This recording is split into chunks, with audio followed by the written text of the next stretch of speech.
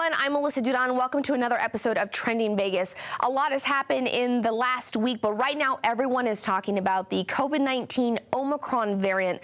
There's still a lot we don't know about this variant, but we do know that local health experts say that they're taking a deep dive into our records to see if maybe it's already in our community. That is an answer we do not have yet. It was just detected in California, though. President Joe Biden has said it's an area of concern, but not panic. That includes here in Las Vegas, where the next couple months are expected to be jam-packed.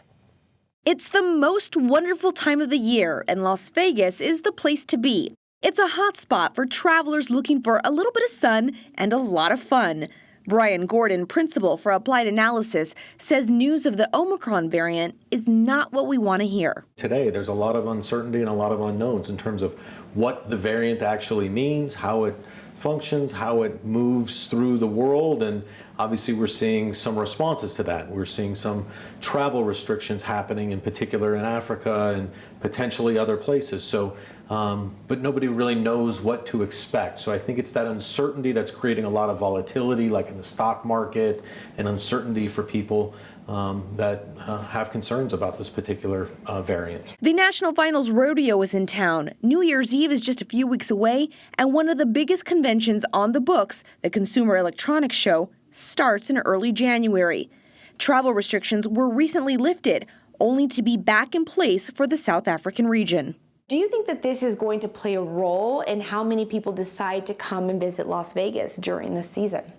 Look, it certainly has the potential to affect things. I don't want to minimize what we're dealing with today. As I mentioned, the uncertainty does exist in the marketplace. But look, I think when we talk about international visitation, 14% of all the visitors that came to Las Vegas pre-COVID were from international locations. It is important, to your point. But where do they come from? At the moment, everybody seems to be focused on these countries in Africa. We've limited travel from there. They are a really small portion of the visitation that ultimately comes to Las Vegas.